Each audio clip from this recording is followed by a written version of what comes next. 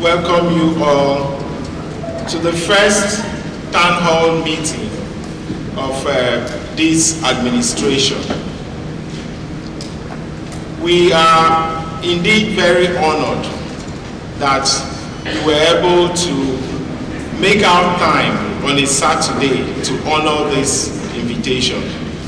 We want to express our profound gratitude that on a Saturday where you could have been spending your time with family and friends, you were able to come here to honor this invitation.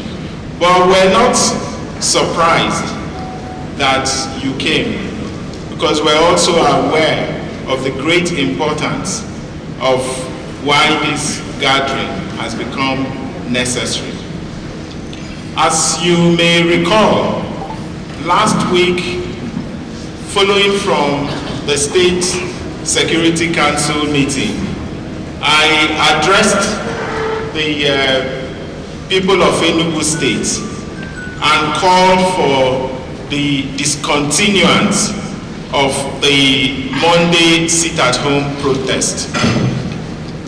I did say that because I believe that the protest, the Monday sit-at-home protest, has outlived its usefulness, and it is now designed, or you would assume is designed, to marginalize us. And indeed, for us as a people, the cost and the pains of the continual Monday sit-at-home is rising in so many fronts. If we take the impact the Monday's sit-at-home has on our GDP, you would then begin to see why it's almost impossible for us to continue. Recall that I had said before the elections, and indeed after the elections, that ours is an administration that would have to disrupt the status quo in order for us to grow our GDP to the levels that we have proposed. We have proposed to grow our GDP from the current level of $4.4 billion to $30 billion.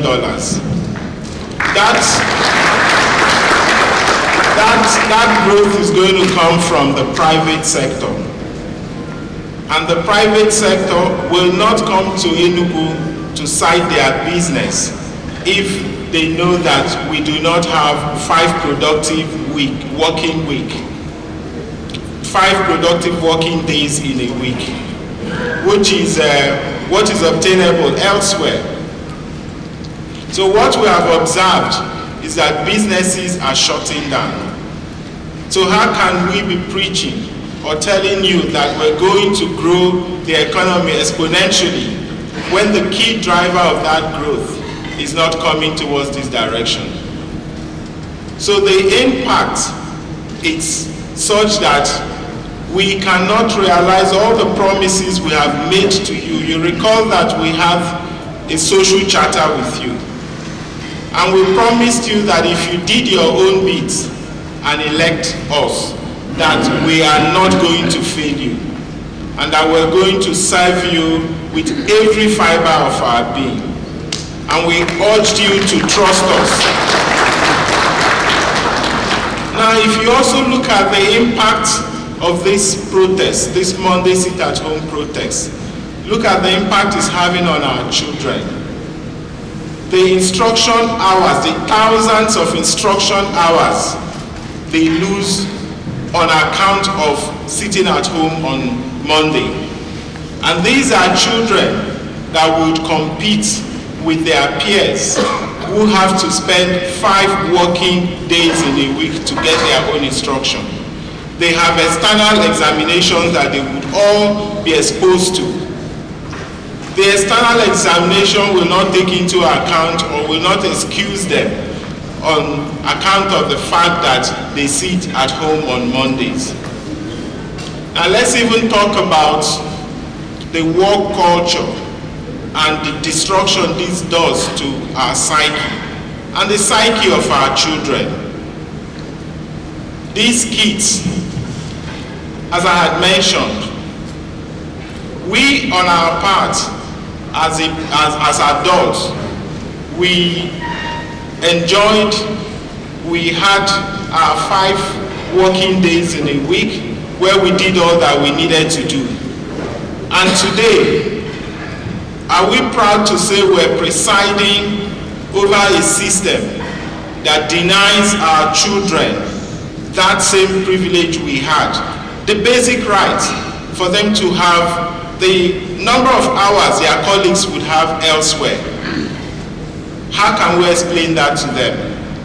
Even if we look at how this will impact them when they eventually get to the battlefield, the labor market, where they have become accustomed to a work culture where their parents go to work 4 days in a week, and suddenly you want to introduce them to a work culture where they have to work 5 days in a week. That is not something we can afford to do to our kids. We must leave our children out of it. So the damage is not one that is quantifiable, it's enormous. We must end, and it must end now, the Monday start. Indeed, enough is enough.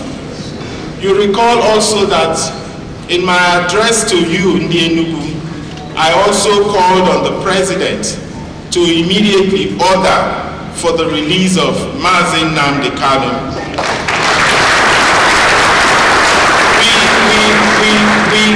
In the President's inaugural address to the nation, he did say that he's going to serve with compassion and is going to engender national healing. And we believe that the release of Mazen Nnamdi Kanu will be in line with those promises.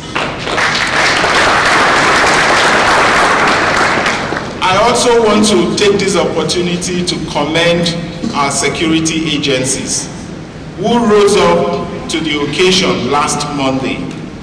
And I am also calling on them to double down and to ensure that our people who would come out the next Monday, 17th of June, are also well protected. We're talking about 17 because, as you know, Monday 12th is a public holiday. But I want to take this opportunity to call our people to reiterate the importance of coming out on Monday to work. And indeed, if we've promised you that in 180 days, it's now about 169 days left, that you're going to have water flowing in your homes.